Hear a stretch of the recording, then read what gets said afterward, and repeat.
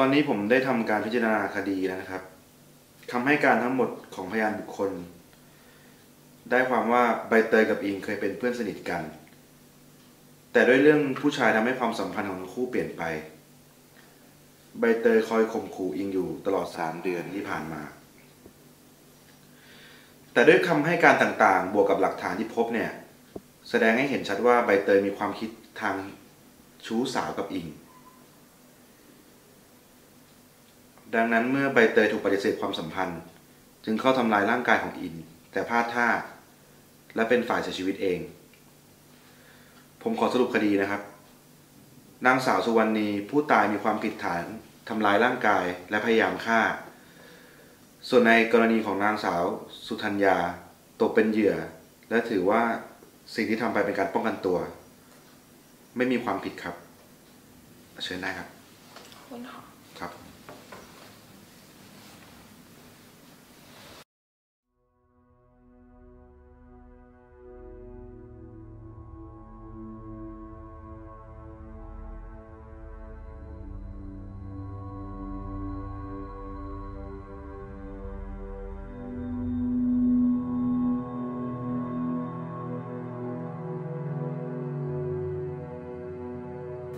พักหลังนี้เขาอยู่ในกลุ่มแล้วเขาไม่ค่อยสบายใจอะครับก็เลยตีตัวออกห่างออกมาและอีกอย่างก็คือเตยเขาทำตัวแปลกๆด้วยครับก็น่าจะเป็นเรื่องผู้ชายอะค่ะคนที่ชื่อกองเคยชอบใบเตยมาก่อนแล้วก็ไปเป็นแฟนกับอิมใบเตยก็เลยตีตัวออกห่างค่ะหนูไม่รู้เรื่องของเขา2 คนหรอกค่ะแต่ปัญหาจริงๆอะมันเริ่มจากที่อิมไปเผาลูกคู่ของเตยก่อนแต่ดูว่าอิงมันเป็นคนแปลกๆแล้ววันก่อนเกิดเหตุเนี่ยมีเรื่องอะไรเกิดขึ้นบ้างไหมครับมีค่ะพอดีหนูลืมของเอาไว้ก็เลยผ่านไปเห็นเตยเขาบอกให้หนูรออยู่ข้างนอกแล้วเข้าไปหาอิงแล้วเตยเข้าไปทำอะไรกับอิงครับหนูนั่งอ่านหนังสือที่หน้าอาคารเรียนเราเตยเขาเข้ามาคุยด้วยเขาก็ขู่จะทำร้ายหนูค่ะ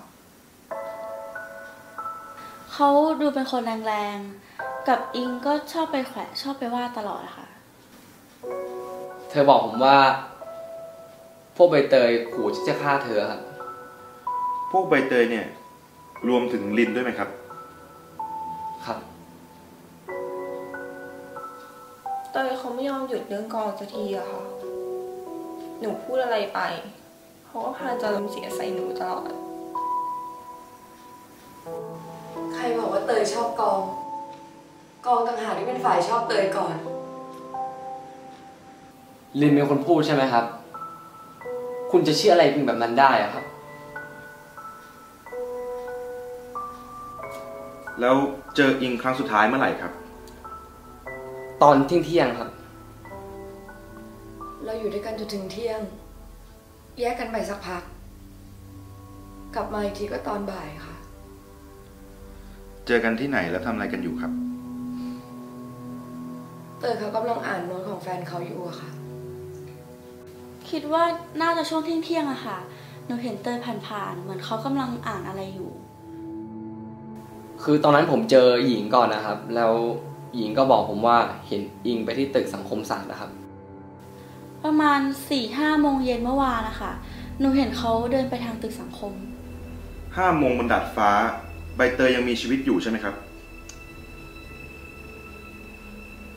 ผมไม่ทราบเหมือนกันครับ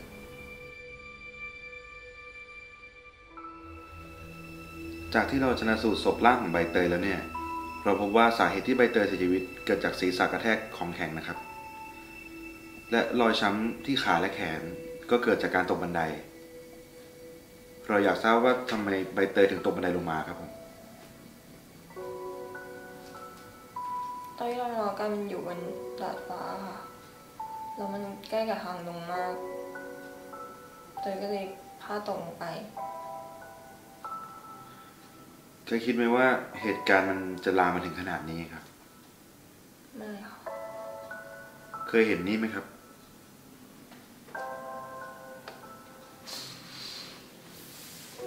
ไ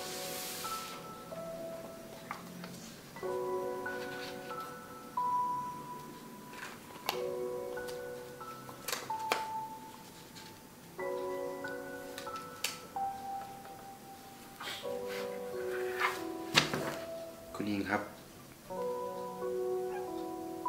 คุณอิง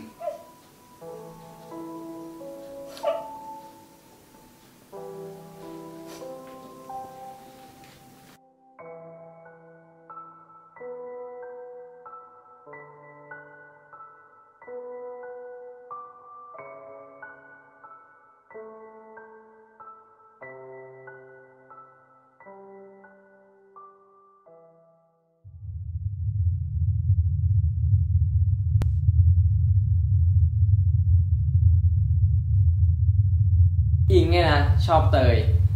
เป็นไปไม่ได้อะครับ เขาเกลียดกันขนาดนี้ แต่ปัญหาจริงๆอ่ะมันเริ่มจากที่อิงไปเผาลูกคู่ของเตยก่อน ผู้ชายอยู่ในรูปเขาเข้ามาจิกเตยหนูรู้ว่าเขาเป็นคนไม่ดีอะค่ะ หนูก็เลยไม่อยากให้เตยเขาไปยุ่ง คนที่ชื่อกองเคยชอบใบเตยมาก่อน แล้วก็ไปเป็นแฟนกับอิง กองต่างหากที่เป็นฝ่ายชอบเตยก่อน รู้อยู่แล้วใช่ไหมครับว่าใบเตยชอบกอง